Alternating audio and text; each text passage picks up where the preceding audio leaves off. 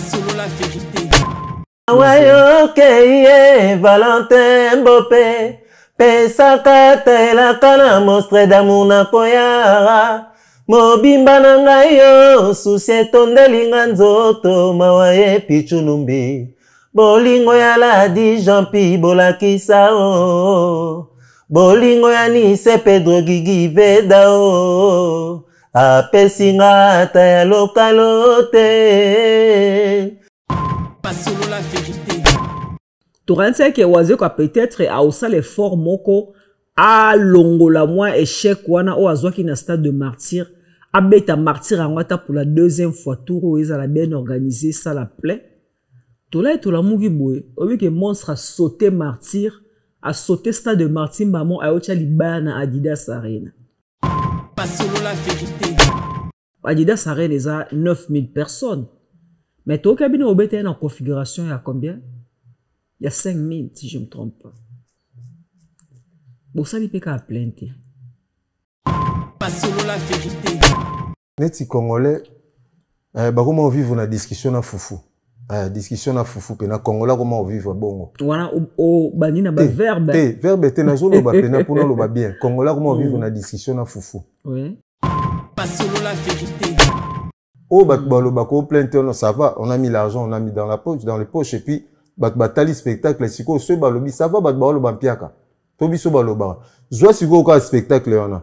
Zwa ba martyr et belé mususu, oh, batu babeta. Tala organisation à podium, tala discipline à podium, tala musique, tala chorégraphie, tala spectacle.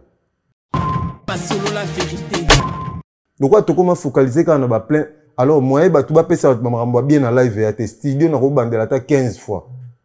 Na yembi bien te simbito bien soki nini studio na royemba pe na couper na single. Selon la vérité.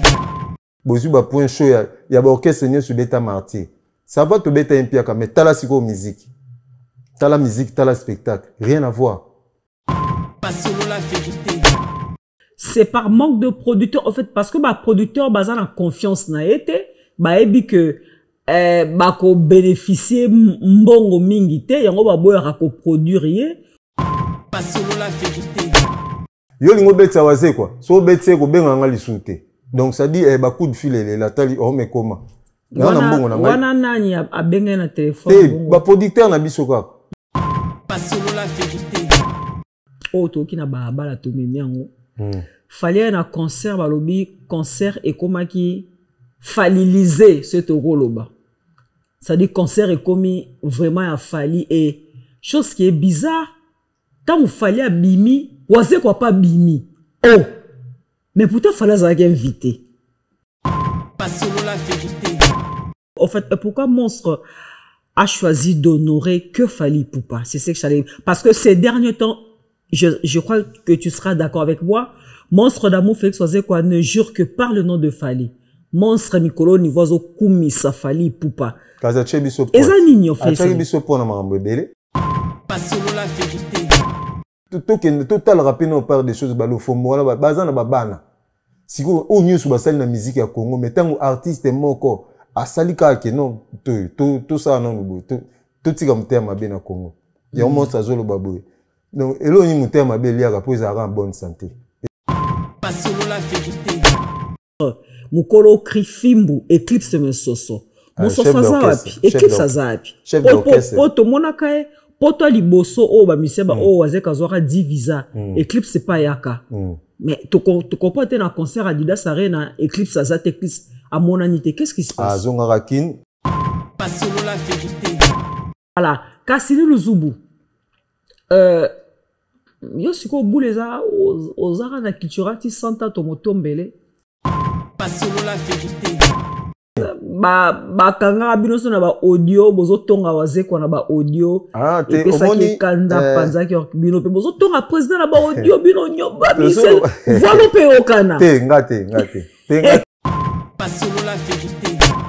Alex Umuti piège d'amour ne kanginga Alex Umuti bolingo na yo e captivé na mekyo benda nzoto kasi motema e refusé oh non non non non non non non bolingo yebi o changer vie ya moto maluvu maye Depuis mon enfance, j'ai toujours rêvé grand. Malgré tout ce qui peut subvenir comme difficultés et problèmes de tous bords. Oncle, non! Ça fait 2 ans! Depuis que je vous ai envoyé mon argent pour m'acheter une parcelle aux États-Unis, tantôt vous me parlez de Washington, tantôt Chicago. Non! J'ai beaucoup patienté! Allô? Yaya, c'est clair, son batté. Ma chérie, l'argent que j'ai ramené pour acheter la parcelle, on me l'a confisqué ici à la douane. Quoi?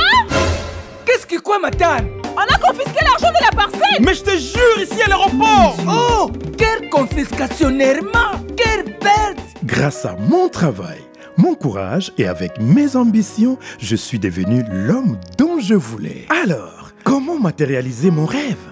Avec Dispensation Investment Group, achetez 1 hectare de terrain à 50 000 $ aux États-Unis ou une maison à partir de 250 000 $ pour un acompte de 30% et le reste à payer pendant 30 ans. Je dis bien 30 ans. C'est la meilleure solution.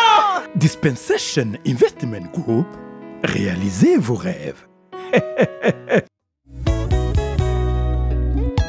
Jofa Cargo Fret Express, le meilleur transitaire de Chine. Pour vos achats en Chine, en ce qui concerne les mobiliers, autres effets, accessoires des maisons, depuis votre lieu de résidence, confiez-vous aux spécialistes, les professionnels. L'acheminement de vos achats sera effectué directement de la Chine, lieu de fabrication, jusqu'au lieu ou ville, des destinations partout en Europe ou ailleurs. Notre crédibilité et notoriété méritent votre confiance. Commandez en ligne sur chaîne Amazon.com, Zara, Cdiscount, Alibaba.com, Zalando, eBay et faites-vous livrer chez vous. Contact plus 243 99 99 177 87. En partenariat avec eShop RDC, nous livrons votre commande en République démocratique du Congo. C'est génial, n'est-ce pas? Depuis la Chine, au plus 86 137 98 052 106. Et depuis la France, au plus 33 6 15 90 34 92. Jofa Cargo Fret Express, Guangzhou, Chine. Le meilleur transitaire de la Chine. Ndeko yaka ko passe commande na yo mpe ozoba produit au sepela yaboye ezala te. Jofa Cargo Fret Express, les pionniers, le meilleur transitaire de la Chine. Qui dit mieux? Mesdames et messieurs, merci. Merci pour cette particulière attention que vous ne cessez de nous renouveler à chaque fois que nous nous présentons chez vous pour vous proposer cette émission Au cœur de vérité. Au cœur de vérité qui est donc une émission socio-politico-culturelle, un magazine, je dirais, socio-politico-culturel dans lequel nous recevons les renommés dans tous les domaines, les renommés dans toutes les disciplines. Nous prenons les sujets qui sont sur la toile, nous les mettons sur la table pour en débattre, pourquoi pas. Mais aussi, nous recevons les invités sur ce plateau qui viennent nous parler de leurs activités, de leur carrière, de leurs projets, et puis voilà tout ce que vous voulez. Et aujourd'hui, j'ai donc avec moi, aujourd'hui, ça sera une émission consacrée à la musique. Parce qu'aujourd'hui, je reçois pour vous un artiste musicien. On le connaît, il évolue au sein du groupe Cultura PIV de Félix Oazekwa. Déjà, avant de vous présenter, je vous dis d'abord la main sur le cœur. Pour vous qui n'êtes pas encore abonnés sur notre chaîne YouTube, allez-y, abonnez-vous. Je veux qu'à la fin de cette année, nous puissions arriver à 100 000 abonnés. Nous y sommes presque. Alors, n'hésitez pas, allez-y, abonnez-vous déjà. Et merci beaucoup pour vos critiques qui nous vont droit au cœur et qui nous permettent également d'améliorer notre façon de faire. Merci également à vos compliments, à vos félicitations qui nous encouragent et nous motivent encore à aller plus loin pour votre plaisir. Merci à toi Guinochko, l'international qui est au four et au moulin. Merci à Aristote Mbonda qui est au montage de cette émission. Merci à Célo Toutouma et Koumassé le nécessaire, l'homme du télétravail, est avec nous aujourd'hui. Et un grand merci à mon réalisateur Migeni et ma papa Ngeli qui réalise cette émission. Alors, pour ce faire, dans cette émission, je vous avais dit, on a un artiste musicien. Lui, on l'appelle Kalsini Luzubu. Kalsini Luzubu, musicien à Cultura PIV. Kalsini Luzubu, comme on a pu rappeler, lui, son musicien Moussousou. Peut-être au salon quand on a cette émission, mais déjà, d'entrée de jeu, Kalsini, bonjour et bienvenue dans cette émission. Bonjour Marlène Kassanga, bonjour nos fans Bazolanda Bisso. Donc, Kalsini Luzubu. Tango yemba au ganga makasi, maintenant le bozo le bavoie mon qui. Ah, d'accord. Faciliter les sautages, mal un peu voir. Ah, d'accord, d'accord. Ça va nous faire bonjour, du bien. bonjour, vraiment bonjour. Voilà. Ma fan Yoso, Kalsini Luzubu. Kalsini Luzubu à Congo 16 plus. Kalsini Luzubu. Ouais. Moi, quand je suis dans la Cultura PIV, au sali combien de temps dans la Cultura? Ah, jour pour jour, 19 ans. Ah ouais? Il y a 19 ans dans la Cultura PIV. Au sali 19 ans dans la Cultura? Ouais, 19 ans. Oh! Où met les bouts? Ah, elle voit 20. 20 plus ces eaux, mais la plus ces eaux comme Makasi. Donc c'est ça, Bissou Bakarsini.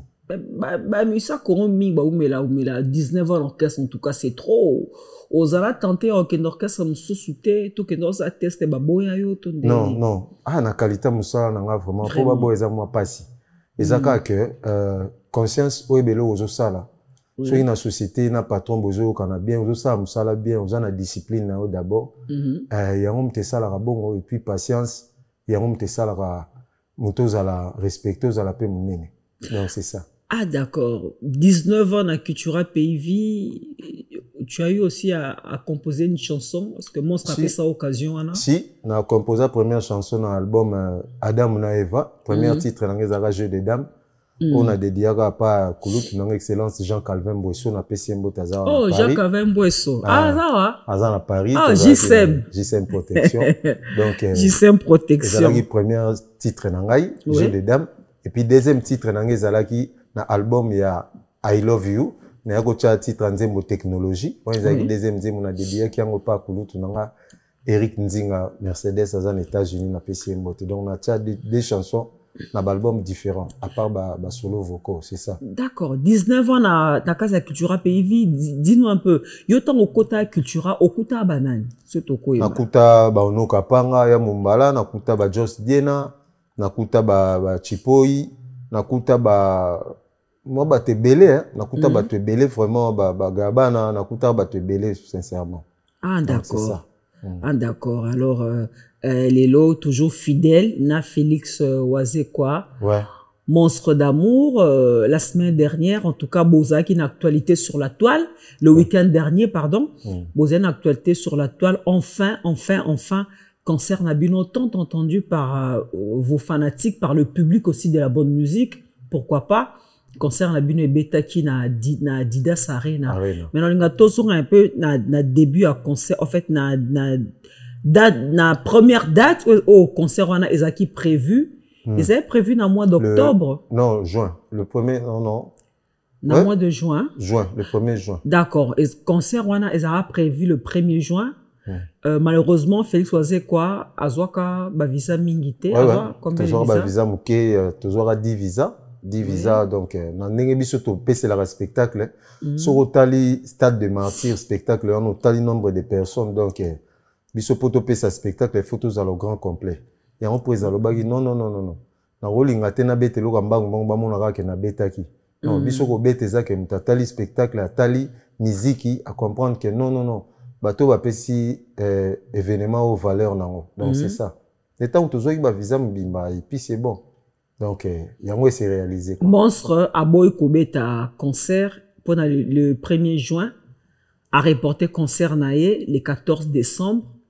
Le temps que démarche visa et Salama, démarche à viser Salami, enfin Dieu merci. Or quand ça on bimande boya qui bozi combien de visa en fait? Tu es belé, tu es vraiment nombre à visa habité. Tu es belé vraiment, tu es belé. Boya quand ça on bimbate quand même. Non, tu es bisognos. Bon, on bimbate ils arrêtent sous au monde bon sous troisième doublure à basiste voilà, tout le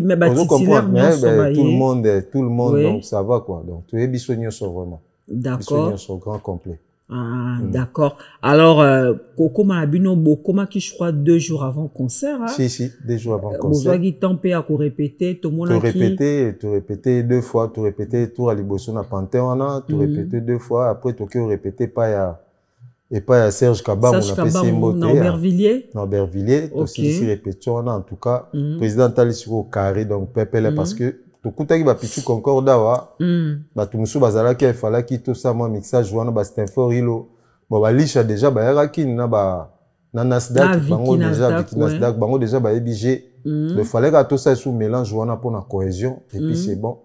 Il y a un autre livre qui est le meilleur, il y a Bichot, tout le sa public, il y a Paris et puis il y a Bakiltuve.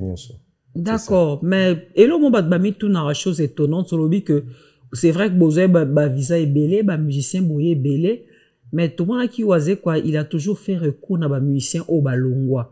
Au tangi comme Vicky Nasdaq, Lisha Chombo, Pichu Concorde, Bercy Moana, Junior Wendo, tu es baraté.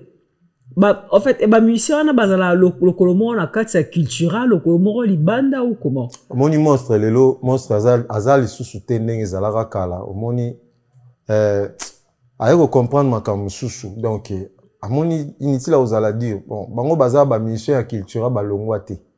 Balongwate, donc, bazale qui na ki, ne salika ke, baya boye, donc, baza toujours na kata cultura pays donc, baza musicien cultura. Junior Wendo, azan orchestre na Wendo pays mais aza mo na cultura. Donc, Wendo pays wana waloba Wendo vie, eza loko la neti koko na biso, koko ya monstre. Donc, eza loko la branche mo ya mona na biso mo total rappel isu na pembeni.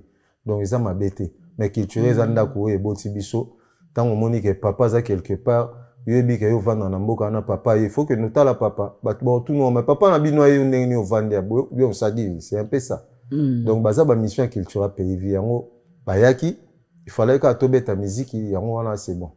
Mais tu remarques qu'il y a absence ya wana zo bela ba mission soit kala au tout monde qui va participer qui notamment ba chanteur aux Lisha Chombo, Vicky Nasdaq, aux non Pichu na guitare, aux Junior Wendo, mais tout le monde qui absence remarque. Merci moi n'a pas boire qui animation qui toko. Mais tout le monde qui absence remarquable à Ladi Miyembe. Ladi Miyembe, pourquoi il n'était pas invité à la fête? Il y en a patron Abino Boyo Kanezara lui sous-sauté ou comment? Ça je ne sais pas. N'a habité en fait eza neti lisha balongwe Belgique, balongwe na Belgique ba eti France awa. Oui. Poto betandoule. Wendo baza a donc déjà ils ont communication na vie donc peut-être une occupation ou bien bon ça va azana makamna ya mona ke bon mambo italiété ça je ne sais pas na rolo na place na été na habité peut-être a empêché pour benga ki pété bon c'est ça donc c'est un peu ça bayaki ndeto musicien bayaki ko beta na bino wana waze comme ta benga ki bango to bango monde ba bazala déjà na culture bazala na culture pour ceux bayaki bazala na culture te balongwa bazala na culture ndé ceux qui bayaki ça bayaka répétition na 10e rue na ba image ezali o ezape na gena ropeso ba image ata après émission mo komso ba nocha ba rap ya kin au mona minage ba lisha ba nas da ba futa ba biye ba wenu na kati ya lopango na 10e rue to répéter na bango donc c'est un peu ça on a le bique baza na kati ya culture pays to répéter na bango yango tant to yeboye c'est bon communication ezala déjà. Alors, quand on en est, habité, peut-être, Azaki intéressé, ou bien Azaki occupé, c'est un peu ça. D'accord.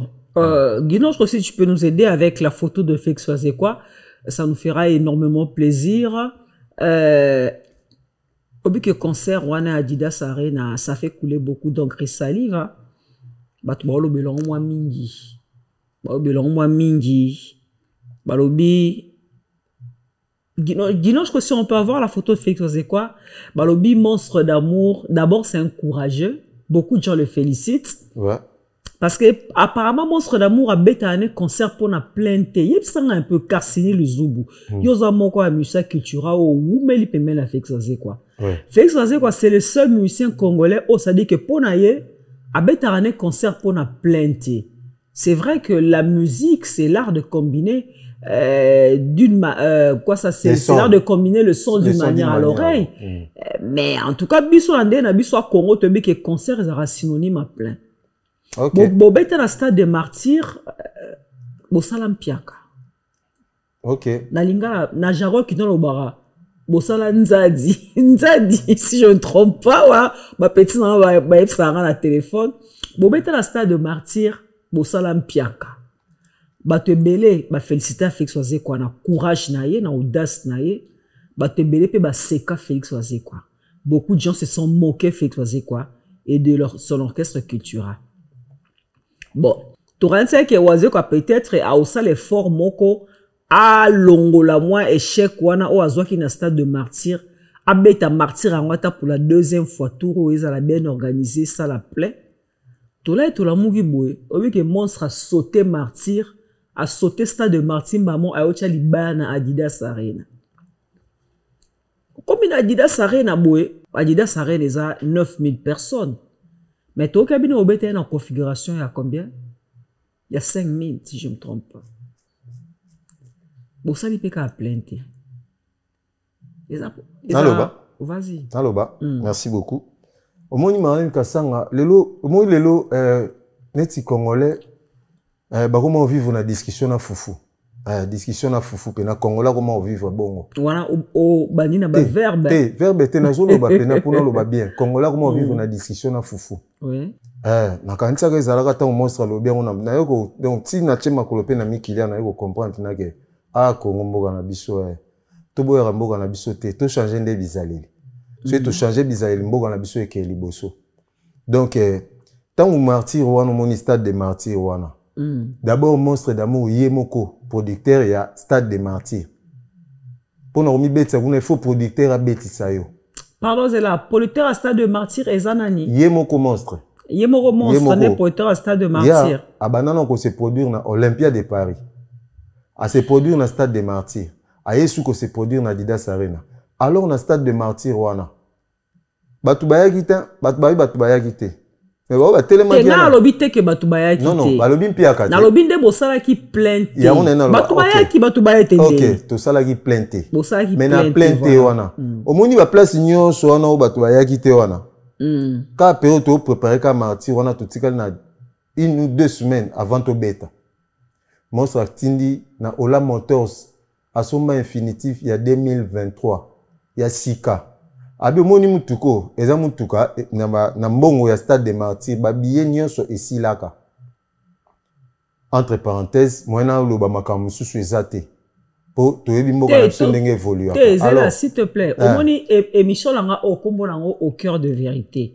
Ah, vraiment, tout cela. Ah, d'accord, le cœur de vérité. Merci, Marlène. Et on a lobby. Au lobby, l'angaï que monstre Félix Wazekwa à lobby, a teka ba bien sur martyr. Déjà, c'est bizarre parce que, ngana toyebi que, concert à stade de martyr, billetterie et fumamara avant concerté. Billetterie à stade de martyr était camarade habité. Je sais pas, mais ngana billetterie était le même jour à concert. Non, avant, d'accord. Pendant, donc ça dit avant et pendant les concerts. Ok. Donc avant concert déjà, au monde on a le pan ou tito répété au monde a boé, mutuboya tindi. Voici qu'on a tindi mutukuna. Donc ça dit, na tindi mutu, au monde a ba carton ba billet zobima, ba carton zobima. Ya on a dit avant concert déjà sombagi karwana yango pas côté là qui on a martyr. Donc ça dit toteka ki ba billet, toteka ba billet. Oh batbalo bako plein on ça va, on a mis l'argent, on a mis dans les poches et puis batali spectacle siko so balobi ça va batbalo bampiaka to biso baloba zo siko ka spectacle yana zo ba martyr ebele mususu o batu babeta tala organisation à podium tala discipline à podium tala musique tala chorégraphie tala spectacle rien à voir so le total likambo est important batu bayeli eza musique eza spectacle eza discipline à podium batu batala suwana te barumo alors au tali plein ça va siko o memeli biso nini comme musique comme spectacle message nini oye nango. Donc ça dit non, boyeka bosote sili boko mozonga plein. Non. Mais tant artiste to sungala ba artiste. Tant mutaye, botala quand même que elo nyami magi botali intéressant. Hein? Donc ça dit yango wana. Donc quoi to comment focaliser quand on ba plein. Alors moi ba tu ba pesa mambo bien en live ya te studio na ko bandela ta 15 fois. Na mbi bien te simbito bien soki nini studio na ko yemba pe na couper na single. Et okende. Mais si vous conseille qu'on livre live. Donc, ça dit, tout ça doit être organisé. Alors, si vous avez martyr, mais tu as martyr na biso, tu as martyr nyonso. Au tcheka ba tchepe na musique boy. Ata pendant 30 secondes à pamba ou bien 30 secondes, bozu ba point chaud ya ba orchestre nyo sur beta martyr. Ça va te beta impiaka mais tala siko musique. Tala musique, tala spectacle, rien à voir. Et on a bien na Congo to comment vivre na fufuna discussion. Tu es na arena a monstre yé moka se produire. Tangelanga orchestre musicien nini o ya se produisant na ba salle nyo so biso to beti yé moka se produire. Siko pourquoi monstre azako sala azako s'autoproduire? C'est par manque de producteurs, en fait, parce que ma producteur basé en confiance na été, bah ebi que ko bénéficier mbongo mingité, yango ba boya ko produire yé. Non. Ou bien yé mora lingara na ma producteur ba producteur ba koma ba camarade ya ba musicien mususu. Donc a comment que ceux qui a le bien produire yo, mutu o yé ba collaborer na yé a relobisser les soute. Congo koma bongo. Donc président souffrant ne loko depuis Olympia.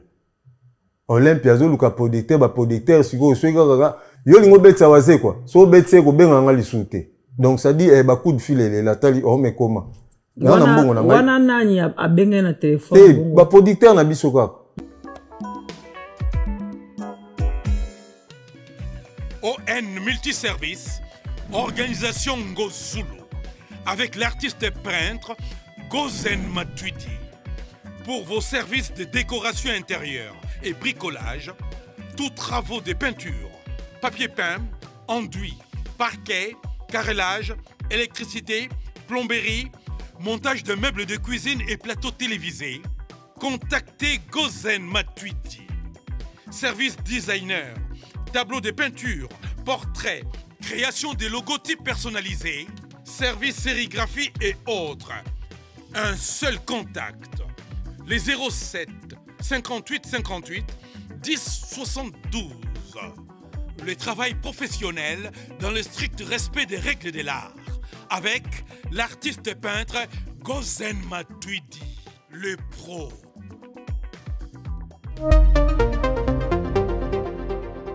Eh, lokola basola na ba leader musupeka ya Congo, yo soko betika waze kwa kobenga nga lisute. Siko waze kwa talibe oh menaza na ba moyen na ngai. Esengani dario kindongo kuna sengi nini yo esengi boyeboy sava sala boyeboy Olympia beta male yo bat babeta ali solo Olympia te pour ni to kumisa ya kumisa raté ya critiquer congolais ndeko na yo il faut critiquer. Non Olympia vraiment c'est faut qu'on se le dise. Ya on a lobi me baloba ngote kasanga baloba beta ngo li solo. Olympia vraiment zaki concert mo na son spectacle. Babeta ali solo na ngote. Wana bossa peu plein wana za on sala 3000 personnes. Problème ezate lobi sko 3000 ya on a lobi ke li solo na ngo beta maraté. Vous comprenez? Ils sont dans le bêta matin, mais baluka akara li comme mo bodo, ça dit congolais foufou na discussion, bon monta mona foufou. Il suffit à mon aval comme place les alliés aller abandonner là on va mona li comme mona discussion balamon. Donc c'est un peu ça. Donc on a Adidas Arena, monstre d'amour qui nous annonce la présence de d'abord boya ki na mbalo sobo, mona ki maman mbalo sobo. Ale kana pe une émission na biso la fois dernière. Tomoni Monstre a annoncé biso présence, il a Fally Poupa. Du Cap La Merveille. D'aucuns ne pensaient pas vraiment que Fally viendrait à la fête, à ce concert, jusqu'à ce que mo Fally na tongo, wala tomo na mbalo sombo. Boza qui na yé concert, c'est rôle les alignes na concert. Tobeta, ça c'est quoi ça? Sa dernière tube, ça c'est quoi ça? Yembaki, Fally pe clip.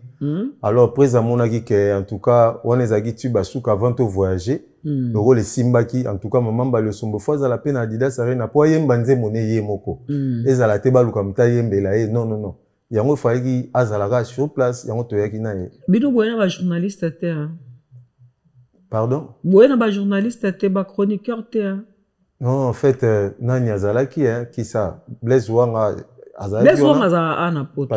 Patrick Mboyo Azalaki, bon, en fait, bon, le quoi déjà Azalaki, bon, Bazala déjà, ils ont Congolais, et on a c'est ça. Mais normalement, tu fais VD donner en Goumba. Donner en Goumba, vraiment, non, il y a des fois là, monstre, après ça qui est cadeau à Nelinga, non, cadeau Zalaki, peut-être, Makamba Mukanda, kuna pas un directeur, Makamba Mukanda, kuna na emploi du temps, Moussala na. Mais la monnaie, Franck Stema, il parle en début. Si, Franck Stema, il peut aller à Zalaki. Oui. Alors, Token Adidas Arena, oisé quoi, avant concert déjà, les bruits circulaient dans le couloir, comme quoi Fally serait l'invité principal de Fexazier quoi. Et d'aucuns non dimaté jusqu'à ce que Fally Poupa yemo quoi sali vidéo alobi cause na concert à Fali parce que na concert à Oazé quoi parce que coïncidait que c'était le jour de son anniversaire le 14 décembre. Fali a eu un concert bon on a un peu na critique à batwa auto qui na ba la tomemi yango. Fali a un concert balobi concert et comment qui faliliser ce togoloba. Ça dit concert est commis vraiment à Fali et chose qui est bizarre, quand vous fallait à Bimi, vous savez quoi pas Bimi. Oh, mais pourtant il fallait avoir invité. Ah d'accord. Voilà Congolais. Bon, merci. Narolo baboy. Fallait avoir invité. Au moni saluana timing ba pesa. Ce bolé ici timing. Mundela ya bisote ke kata. Ma minda piu et kufi. Ale ba porte piu et kangami. Donc ça dit timing tout ça là qui tu es que tu yambe invité na leur boy. L'air où tu yambe là qui est na tu es qui a robeta boy na l'air ba souffler gâteau. Après tu beta qui demande le peuple. Faliliser balobi ça va mais tu beta qui demande le peuple talibo malien na foule fali na podium. Abina qui paye yango. Donc ça dit tant et s'il y a monique timing et coquille. Des présidents lobby que l'air est coquille parce que moi 20 minutes et tikala qui on a fallait te libérer salle ou les bakaba boma baminda. Donc, bazaki yana ba comprena ki. Fallait mettre combien de chansons? Bon, juste à Kinega na Médé Mwanda. Abeti Médé, après Abeti 207. Ah, donc ça mettait deux chansons. Deux chansons. Ouais. Donc après tant ba souffler gâteau, net ko beta ce que demande le peuple mtalibo malère na foule, na na podium. Wana ezaki ka falite, wana abini pe ya biso. Donc ça dit ezaki fête parce que fallait qu'on honorer d'abord. À part qu'on a invité. Voilà, question de pourquoi honorer Kaka? En fait, pourquoi Monstre a choisi d'honorer que Fali Poupa? C'est ce que j'allais. Parce que ces derniers temps, je crois que tu seras d'accord avec moi. Monstre d'amour Félix Oazekwa ne jure que par le nom de Fali. Monstre Mikolo Nivozo Kumisa Fali Poupa. Eza nini ofesi? Acha biso pona makambo ebele. Yem ta produit bino na non non produit tenabi produit. Abimisi mwa mbongo muki apesa abasele waze kwa mbongo pona concert Adidas. Non, muta produit Adidas Arena na bandeli soeza Monstre d'amour. Oyo oyo biso ke ngam na produit waze kwa Adidas Arena. Soka leki ya benga suna zonga to va nebo. Comme ça na expliqué muta produit Adidas Arena eza Monstre d'amour yemoko. D'accord. Donc ça dit et là, on aurait fallu parce que Azaï d'abord invité à se déplacer et puis Azaï jour l'anniversaire naïe. Oui. Donc ça dit à part ça, moi ça en considération belé. Et surtout quand Azaï fatigué parce que à autant tu as 2 jours à concert d'affilée. Donc aïe donc ça dit mutabu ata yo moro vraiment. Yo ben si mutuna fête na yo. On négligé quand même faut à au Mélanie ceux qui champagne ou pied champagne. Ceux bon tout na musika ba monique ah et si li boba qui c'est là invité. Tant invité mutu. Il faut se sentir à l'aise qu'il y a quand même à la place où on a yaki bayambinga bien. Olobi Monstre Mikolo azokubi sa Fali parce que Fali azo chabino poids. Chabino poids na nini? Na bien chabiso poids te azo généreux, azo aider mutu nyonso. Vous comprenez? A aider culturel na nini? A aider culturel na ba coup de fil belé pour na makamusu so ba Schengen wana. Pour bozo ba visa. Ya tozwa ki déjà mezaka nini tant boko tima mbabi ke bobeta na sol française. Mais ça, coup de film, que non, faut, en tout cas, vraiment, bousculer ma caméra, boye. C'est un peu ça. Parce que ça, batu mususu, et l'obi monstre, qui les défend la musique au Congo. Ali ngara ye fois à la wana, do bino bo zelanan quoi. Donc, faut bo zelanan. Léona Wondi, ma total la ba ben de son lelo pe, na kisa ça on a, ngaza, ils ont ça la passe, na ota la grand chanteur net ben de son ve na ngai. Do bat baromo lo ba n'importe quoi, bo ota la o mutasali po na mboka te. Bozota la 4 ezaka tsa mutute bozota la Congolais ninga muta souffrir c'est ça donc muninga souffrir bo seka bo tchana ba réseaux sociaux absolument mais siko tango noko asali kete ba ben no son ba tumo bo ya négligé te piu mikili banani ba nani adrisha tipoti ba velo fomo donc ça dit total rappel on parle des choses ba lo fomo wala bazana ba bana siko o news ba sali na musique ya Congo mais tango artiste moko asalika ke non tout ça non bo tout tika mutema be na Congo ya monstre azolo baboy donc elo ni mutema be liaka pour ça en bonne santé ezan elo mo liaka pour ça la na santé bien mutema be ça va pas Congolais faut tout changer pour mboka na biso changer donc Fali a aidé Monstre beaucoup na passer ba coup de fil na maison Schengen pour besoin visa Pour tout robozo à visa et belé au bozui. Si, Pour Boya, c'est grâce à Fali Poupa. Si. Il y a un monstre qui n'est vraiment reconnaissant. Reconnaissant, c'est ça. Il y a un micolo, c'est-à-dire, sur au fingi Fali, aux yeux réponse pas wazé quoi. Miko wazé quoi, ça ranade. Alain Kassanga.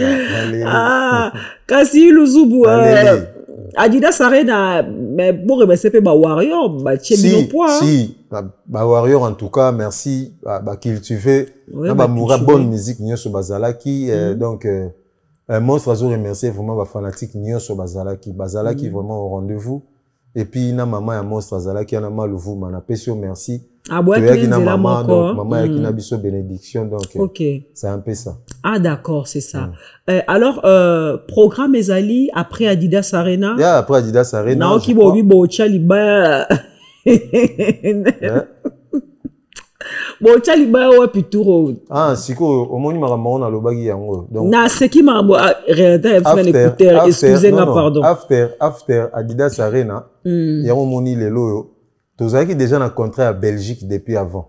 ING Arena. Moi ça After Arena, après Arena. Tozaki déjà na contrat au beta na Belgique na Bruxelles. Non, tu vas annoncer ngo. Tu beta le 30 ING Arena. Hein? ING Arena. Je connais pas. ING Arena ezana na Belgique. On a lobby na ebina on sala ngote. Donc ba ko annoncer ngo tout bientôt à Okaka. Donc déjà contrat nezalaki. Wana ezamo c'était mtase donc ça dit producteur mtabeti ici. Après on a Torobeta na Lyon. Après Lyon, tu robeta na Lausanne. Après Lausanne, tu robeta na Londres. Donc, ba concert tout ça na yango wana. Hein? On a traitant tous anan. Donc, tu robeta parce que net si tu beta ra martyr wana, tu si robeta martyr ezana boss moko Simbi Piri, azara na Malawi. Atala biso ka atali boabi. Bato boye pe bazala na Congo. Bolukelanga bato wana Cisco Mulongo, lukelanga bato wana Bernard Tapie Cisco Mulongo na pembo. Ah c'est pas un courage à monstre. Atali chorégraphie, atali spectacle, atali discipline na podium abi bata boye pe bazala na Congo. Yango to kenda ko beta kuna. Donc allez-y comprendre que ça soit mon rebelle la malade. Ya on a vision donc ça dit vision ya monstre ezate que bato non ye alors ça biso spectacle amkene amne nezarate. Boko betaka awa kana Njili kana place moko boye kana Sébastien ona. Mais autre sala Tokoboma nzoto lokwa tobeta Zénith ube Olympia. Po mutu mso akoya bo amoni bino ka lelo akena ya mona bino te mais atika na image moko bo abi batu moko boye un jour po mona bozu contrat moko bo comprendre contrat ngo tu as. Donc c'est un peu sa vision monstre ya ndenge mususu.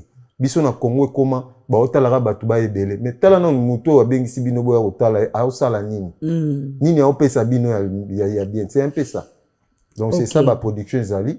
La production ça, tous on a Paris en Europe, aussi ça c'est ça no bandoule. Bozu visa combien d'années?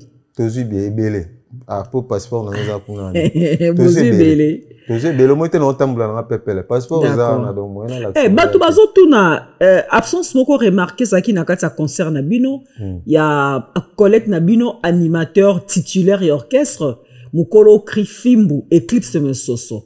Chef d'orchestre. Eclipse Azapi. Chef d'orchestre. Poto monaka poto liboso o ba miseba o wazeka zora divisa. Eclipse pas yaka. Mais tu comprends na concert Adidas Arena Eclipse Azate Eclipse à mon anité qu'est-ce qui se passe? Zongakin si tu préparé to beti maramnyonso. Après biso to vol mon a été biso to na RCN tant to kitai Belgique, y vol nezaki jour mususu. Ok. Tant biso to lingito mata podium ya ko kita na Belgique juste après. Donc avec na ma problème mo qui pesa qui retard mais ça va. Ah d'accord. Mais ça va ba concert mususu na ba mona chef d'orchestre livre d'or le roi des films. Ah livre d'or Eclipse Mesoso to pesa bambote belé place Azali. Donc ba programme eza e bozala na ba concert ebelé bozala beta. Tozana bandoule ya. Orchestre mutakimite jusque là. Ah kima neti bon kokima mutakimi azanete po yo moko vanda ko mo neti ke bilo bachelo na mesa olia ale yo moko yibisu bilo ko okeno yo foza ga mtu amso kansa kanote donc ba pesi biso bilo yango na mesa mutu na mtu sani ne yango bolia oyi belo bakabeli ote vraiment Guino je tira biso photo ya artiste musicien na ona senga qui est le frère de Karsini Luzubu. Karsini Luzubu, déjà, ça le dit par ton nom. Luzubu, tu es Komboana Suzuki Luzubu. Yona Suzuki Luzubu, Bozan Dengeni. C'est mon grand frère. Et un angai. Ah, il y a un propre. Propre, oui. Ozwa goût ya royemba pa na ye, mtape so goût royemba. Bon, na profiter pe na pe sa binda basi ya metiola. Ya metiola na Suzuki Luzubu binda basi ya metiola de bonjour à vous. Voilà. Ah, il y a 16 na pesi mbote. Oui. Suzuki Luzubu 4x4. Oui. On a grand frère ya ngai.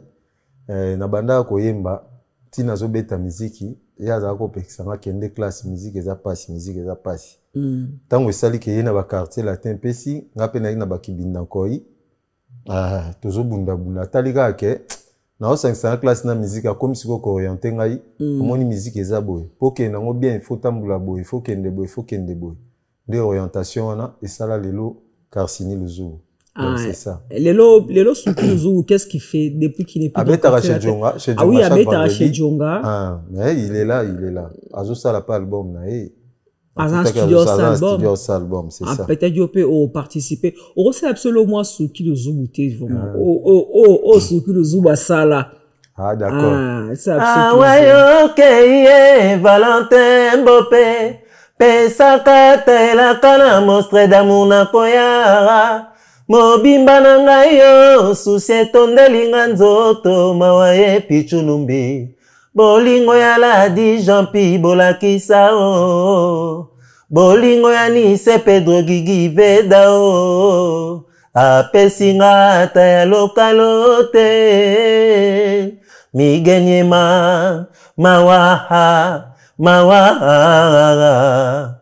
Voilà, dédicace à Kouloutou donc. Bon, ça vraiment un timbre vocal. Beaucoup c'est bizarre. Ça, ça vraiment Suzuki Luzubu. Le temps pour nous de saluer. J'espère que vocal au sali en tout cas et ça les plaisir le maître de leur maître. Hein, ça dit le maître de leur maître, le vénérable maître. Choisis Matata a choisi le vénérable maître. Joyeux Noël à toi, choisi Matata a choisi le vénérable, ça dit maître na bango. Hein, yaza deka maître, qui s'en est sur PC grade. Choisis Matata. En tout cas, joyeux Noël à toi déjà. Également, nous en profitons aussi pour saluer maman Amida Chature. Maman Amida Chature, maman Abana, maman Amida Chature qui a donc une fondation qui s'appelle Fondation La Colombe. Fondation La Colombe de maman Amida Chature vient en aide aux plus démunis dans notre pays au Congo. C'est vrai que maman Amida n'a pas beaucoup pour satisfaire tout le monde, mais avec le peu qu'elle a, en tout cas, elle le distribue avec le plus nécessité qui sont vraiment dans le besoin, qui en demandent, qui en demande. Maman Amida Chature, en tout cas, merci beaucoup. Écoute, à jour un soir, la mouki na kanda, alati pantola jean, alati babota mbula, koti bilanga, akiolo na pondu, aloni pilipili, aloni tomate, aloni madesu, aloni masango, aloni manioko, po na rokabola na bae bazala ngo vraiment besoin. Maman Amida Chature motema monene, motema na e pembe ka ndenge ye mo razali pembe, motema pe pembe bongo. En tout cas, maman Amida Chature ya Fondation La Colombe, maman Amida Chature Kamere, madame Kamere, maman Amida Chature, joyeux Noël à toi maman, ainsi qu'à toute ta famille et joyeux Noël à la Fondation La Colombe. Ah, so lingolia bio. Ah, tozan à Paris. Ça dit ce qu'on a Paris, les tikasi nous zoom n'engo yeboé. So on lié trop de McDo, trop de frites vanille. Ou est-ce qu'on pense à olia pena bilo ramboka. Ça dit restaurer za moko. Chez Mama Wiva Elengi. Mama Wiva Elengi kane kombone morozo Mama Wiva Elengi. Kuna na ebisio olia Mpose, Aurelia Koba, Aurelia Ngando, Aurelia Monganza, Aurelia Antilope, Aurelia Ndakala, Aurelia Pondo Maïma ya Baluba wana, Aurelia Fukwa, Aurelia Ndunda, Aurelia Ataba Makele na Baluba wana. Donc, restaurant Mama Wiva Elengi, 44 boulevard Ney, 75 Paris. Alors, également aussi, nous saluons l'agence Lukombo Express Transport, pardon, export et import. Agence Lukombo Express, agence il y a déménagement, soko lingo ça déménagement à Paris, ton à Bruxelles, aux ndakwa Sika, to lingo changer bureau, aux bureau à Sika, eh bien Luka agence il y a déménagement et puis bako montelo biloko nyonso na ndako. Olingi ba montelo ba meuble à bureau, olingi ba montelo ba cuisine américain. En cas meuble nyonso olinga ba montelo à agence de transport Lukombo Service Express. D'abord ako aider on a déménagement, voilà, et puis après aussi le montage, il y a ba meuble agence, il y a sur talaka nga Marlin Kasanga. Ce na kumishi loko parce que ngamo na monaki ngamo na vivaki musala service au moins mobile wana azo sala. En tout cas il y a rien à dire, il y a osamba kutezate oh azana besoin à déménagement, azana besoin à montage à ba meuble benga biso émission et puis to opesa au numéro ya agence Lukombo Service Transport Déménagement et puis installation de meubles. Parce que tout dit bayombe, homme sans péché, mobala zanga lisumu routa wapi. Parce que tout dit bayombe, motema ya maman Tania. Parce que tout dit bayombe, les boss, mon boss, parce que tout dit bayombe, joyeux Noël à toi ainsi qu'à ta charmante épouse, maman Tania. Carsini, on s'appelle la tortique, tout le monde a parlé dans ma fête. Ouais.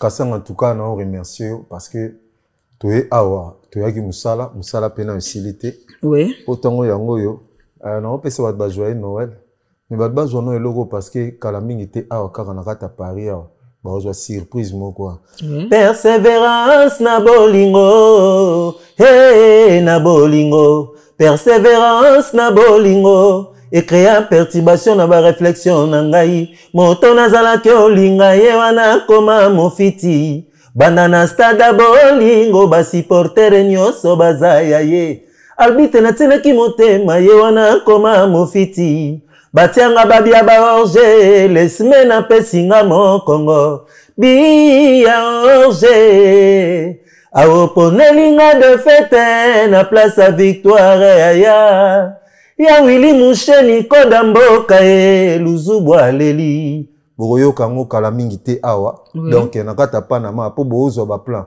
donc ba joyeux Noël na ngai vraiment et pas Guilhem beaucoup de moi li passa donc Ricky Adable bonalema tout ça quand tu connais ba joyeux Noël Rajungo ma SFR na Bosaniote et puis salon extra look chez Imbaou na yebisa bino vraiment Tati Tigana joyeux anniversaire na yo Rachidi Katamba, Papi Doki, na Bosanité, Shida Ibuna, Mabelette, Nazar, joyeux anniversaire, Jackson Lumingo, na salon Albito Coiffure, donc na Saint-Denis, place Bazo. Albito Coiffure. Albito Coiffure, donc. Comment c'est formé Mokuna? Danger.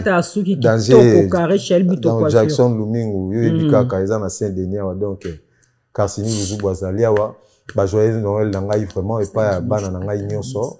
Donc, Manassé, Emmanuel, tout consort Davina, Jérémy, papa vous aime beaucoup. Bah, nanga baluzu bunyoso, bijou la Kembo Lose Love, Nabo Sanité, Alain Mwaka G1 na Kisasa, Salon G1, na Pesio ba joyeux Noël na Bino vraiment, DOV Dalibig Manager, Karsini Luzubu Yeyo, base na. Mais tous appellent au moins yo moro yemba na cultura, na rotiko boye. Te mission na silite, tous. Alex Umuti piège d'amour ne kanginga.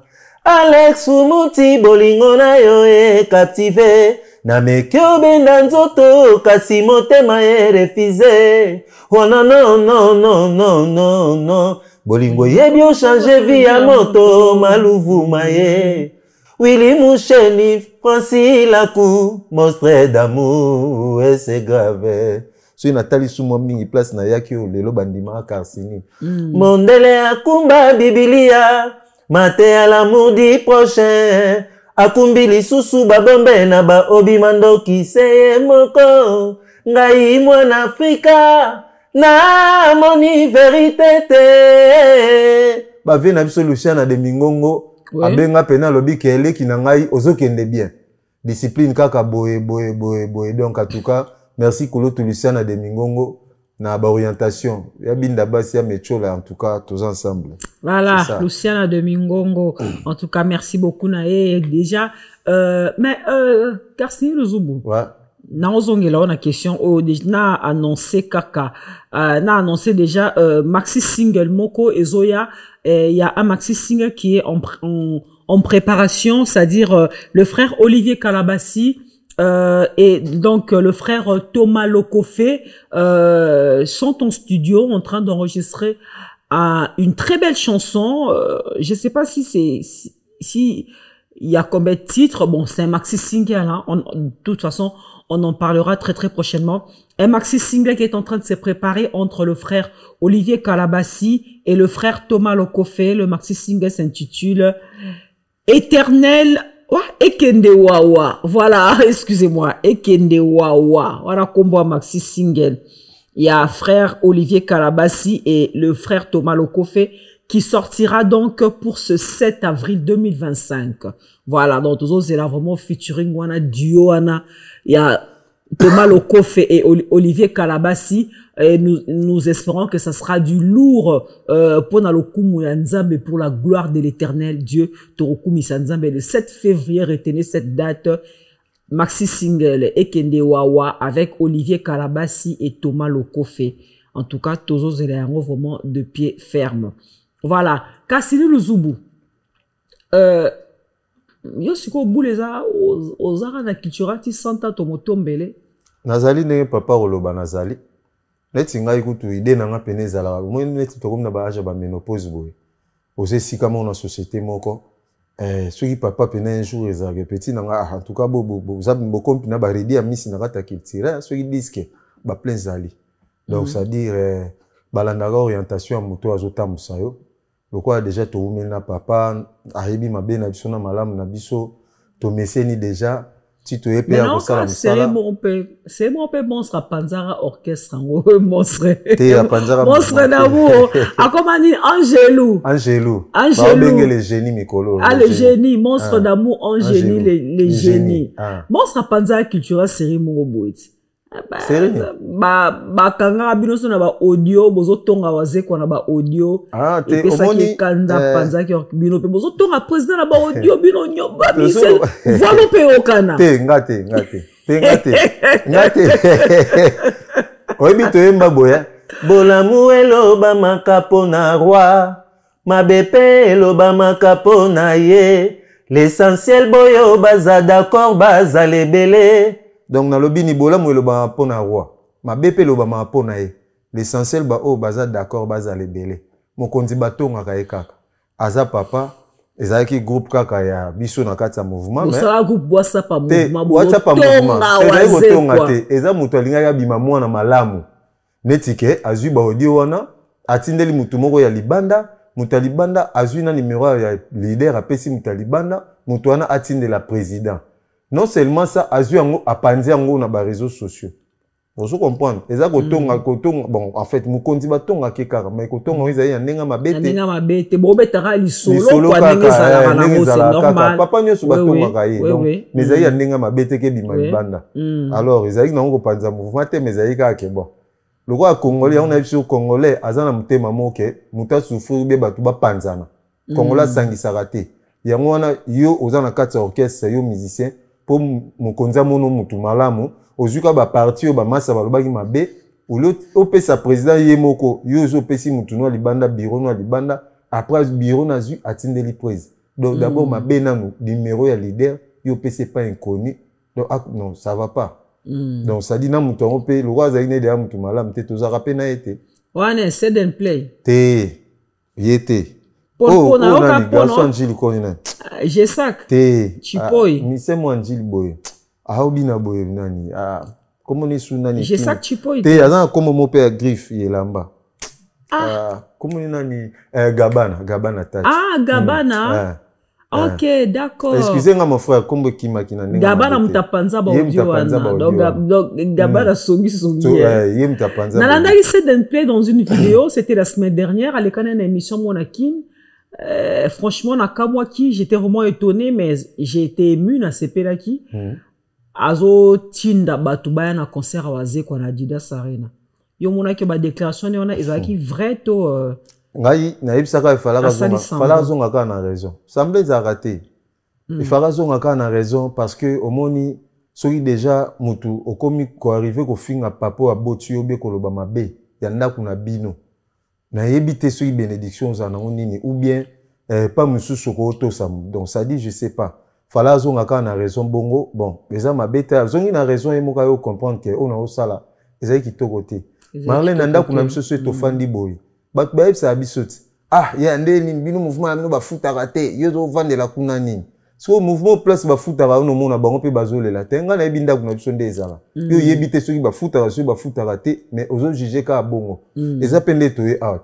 Mutu muso za ko benga kima na téléphone mais comme na poto ba nini. Ah, ya yonde za tikala. Ah, comment tu peux me dire ça toi tu peux me dire papa mokolobo je suis un responsable. Toi tu me dis de rester ici pour faire quoi? Yo zala ki aso ba sengo ata 20 € à pambo. Omo kima ou yamba téléphone. Si ko tango bisanga na tikala nde orozwa okatenga katikati ya poto pes non mais non. Ozomon, c'est ça congolais. C'est pas bon. Donc mentalité yango te. Donc na yeko sam sala aliyo ki donc ça dit c'est de nazongi na raison. Donc c'est des pères azongi na raison. Oui. Na oki ba kabwana pena je sak chipo yo ka kion. Bon, makamwana ki pa pena te focaliser makamna biso to beta basili koti to sala pompage to ya poto to beta arena. Donc to est plus focaliser na makambo sala. Donc na yebi pena te. Donc na dai concentrer na makambo arena to beti sko to bule su bandule musu. To est pena basili koti na biso. D'accord. Donc, tous est la Angelou central, monsieur le génie, monsieur Google, monstre d'amour, Félix Ozekwa. Il va nous annoncer d'ici là une autre date pour un concert qui sera à Bruxelles cette fois-ci. Donc, tout au 4 sapena Bruxelles, toké ya Bela, toké Lola. Todo vivre les sous bilengi ya monstre, toké robina ba fimbu ba belé en tout cas tozalawana et festation dans un groupe culturel pays vineng en tout cas. Komisi rêve nabino tina suka projet nabino tina suka concert et betami bino déjà dans le sepeli public nabino pe ba sepela qui c'est ça l'essentiel qui est le plus important. Peut-être un dernier message pour tous ces émissions. Merci beaucoup vraiment nazo remercier ba fanatique nyonso oyo ba yambi biso na Paris ba yambi biso na concert ba opinion sur bazo sala ba critique ba remarque en tout cas to yambi yango. Place où tout le monde fait ça, tout rebondissa. Mais tous années na bolingo biso ba congolais. So tous ans na bolingo te ba pa ya ba kosara na biso kaka. Tous à la bomoko. Merci pour na ba remarque na bino. Biso tous passer ba séjour ça va, mais bozo ba surprise dessous bientôt à encore dans l'espace Schengen. Donc bozo la bien ba joyeux Noël na bino nyonso na mabota na bino kimia na nzambe za la kati na bino. Donc, le Lobaya Karsini, le jour. Si vous avez contacté au Lukonde, aux musiciens, vous avez un studio, tu as voix. Ah, d'accord. Oh, Linga Zonga, sincèrement, na zana mu villa, pour nous, on a kangi numéro en côté, Marlène Kassanga, ce qu'a beau bengi, a benga mbala moko na oya. Voix plaisir dans le studio, en tout cas, Marlène Kassanga. Frère Nabiso Boya qui n'est au. Ah, Didier Lalas, n'a pas si Didier Lalas, maestro grand basiste. Et puis frère Nangaza Awa, le frère Eric Luzubu, il est pas un gospel. Jean-Michel Matadi, n'a pas si mbote. Donc, c'est ça. Merci. D'accord. C'est tout ce que je en tout cas, merci beaucoup, Karsini Luzubu, et bon séjour en Europe. Merci beaucoup. J'espère que Zamba la souka to le ka awa, to zara posa na oka ka to lukao, et puis to se absolument. Merci beaucoup. Alors, to pesimbo te na bino so ba bota la biso boza na Canada. Bata Canada ba bengara trop, bato États-Unis ba bengara trop, oui. Bato ne me dis pas ça. Dès que ça une mission, parce que tu sais, je suis en contact avec la réalisation, na lito inanga, na prompteur nanga, et puis, na autos en nouvelle mot ya bien té. J'ai même du mal à y croire. Nazo benga en direct l'émission un peu na habité ce mouton pas koyambanga na benga leki ya Sege Mignon Maniata balobi akufi non Sege Mignon Maniata akufi na benga leki na ye je sais pas soka oyambanga Kanza Ronsard. N'habitez Soka Oyambanga, vraiment. Je vais faire un effort. Et là, son numéro, il est où? Un message Peleke Belé. Numéro à Ronsard Kanza. Baoti ko annoncinga Siko, Seguin Mignon Koufi. Seigneur, j'ai même du mal à y croire. Seigneur Jésus. Nazo Nzima Nangai Te. Je retrouve pas ça malheureusement. Oza souvenir à Seguin Mignon. Tora qui a kende bakata ki loko na Inde, t'étais au courant? Si na oka ki a kende Inde, bon likambo kato loko leko maki neti. Moi discussion na kisasa msusu non, msusu bakati te, msusu boye mais après ça nazwa kisu ba message te mais nazana ba souvenir rebelle. Tozala ne pe orchestre mort na Versace musique na Kitambo. Tozane ba souvenir ebele franchement ebele au saranati. Blaise wana mutu na ngai donc nzamba sala keza la bongo te Seigneur Jésus. Vraiment bon, je ne crois pas que Rossard on soit sauve moi Seguin Mignon Koufi. Là nazo benga le frère de Seguin Mignon, Rossard Kanza Binotu Boyebi, il fut musicien dans le groupe F victime de Fali Poupa, Rossard Kanza, à Kota pe quartier la tepa Kofi Olomide, a komane na kosa la carrière solo. Malheureusement, ça répond pas. Malheureusement, ça répond pas. Je vais appeler son cousin. Oh là là.